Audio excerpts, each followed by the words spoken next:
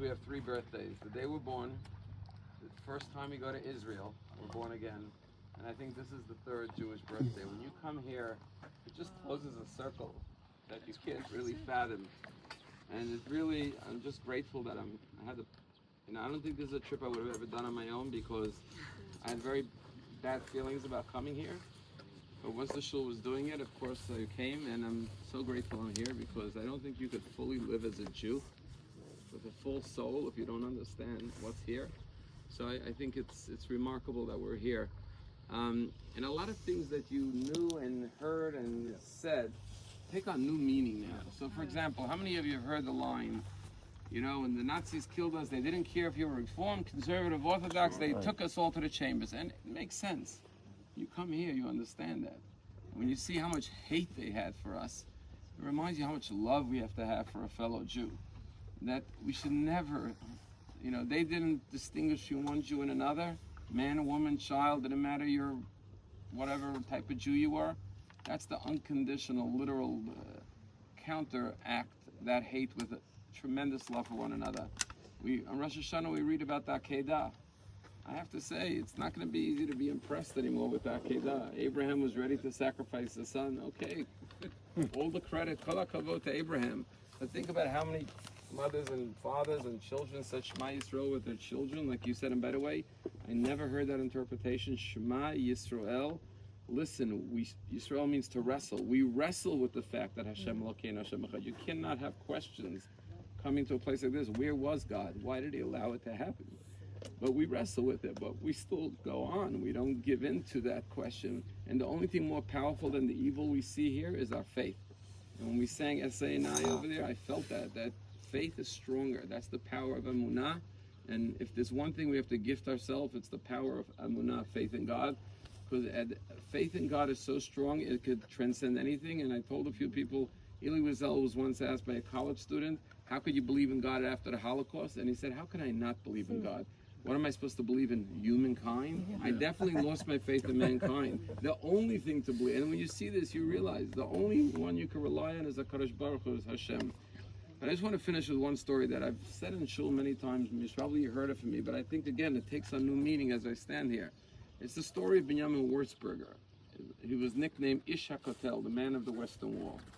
And basically, he was a Holocaust survivor, went through the concentration camps, came to Israel, got married, lived up north in Israel, was a construction worker. And when the day he retired, like at the age of 70, he says to his wife, I want to move to Jerusalem. His wife says, you want to move to Jerusalem? Why do you want to move to Jerusalem? So if we're going to retire. And he says, I want to move to Jerusalem. They relocated to Jerusalem. And the next morning he went into the Heritage Foundation of the Kotel, Western Wall Foundation. And he said, I want a job here at the Kotel. And they looked at him like, you're 7 years old. We don't hire people at that point. He says, I don't need to get a salary. Just give me a uniform. I'll do anything. I'll clean the courtyard of the Kotel every day. And they said to him, why do you want to do that? And he said, because I was in the concentration camps. And I would say, L'Shana Haba, next year in Jerusalem. And the Nazi guard laughed at me one time and said, next year in Jerusalem, you know the only way you're going to make it to Jerusalem? When we burn you and put you in the crematorium, is when your ashes come out of the chimney. If the wind happens to be blowing towards Jerusalem, that's the only way you're going to make it to Jerusalem. And he said, when the Nazi told me that, under my breath, I said, no, L'Shana Haba B'Yerushalayim. He says, I have to work for a living, but now that I'm retiring, I want to spend every day at the Kotel. Mm-hmm. And think about that Nazi who told me that I'm going to get here through the crematorium ashes. And Binyamin Wurzburger for many years was a very known figure at the Kotel.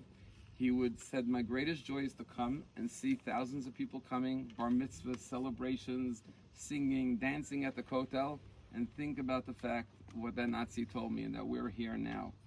And he would clean up the wrappers and the things that people dropped, and he would talk to the birthright groups that would come and tell them their story.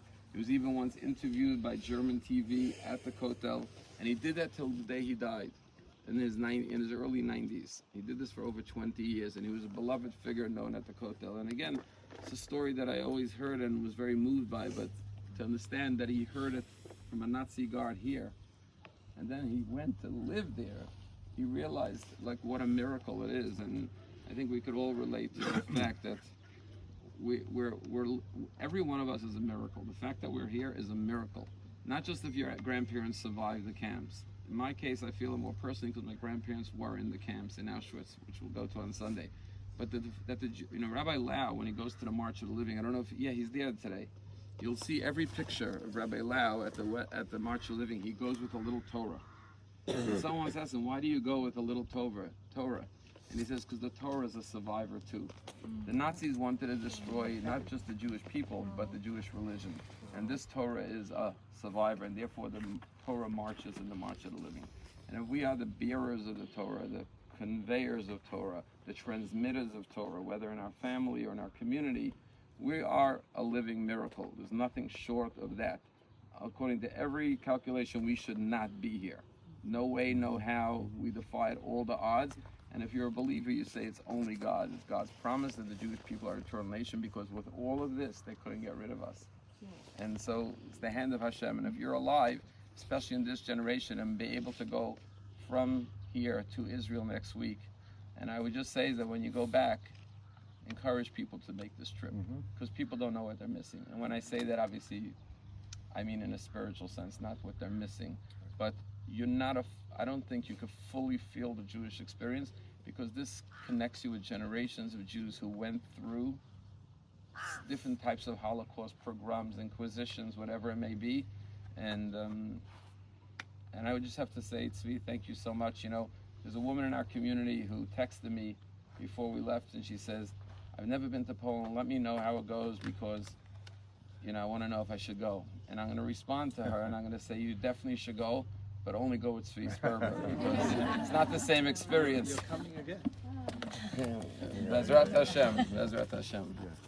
Okay, we're going to do the Kel Mali Rachamim.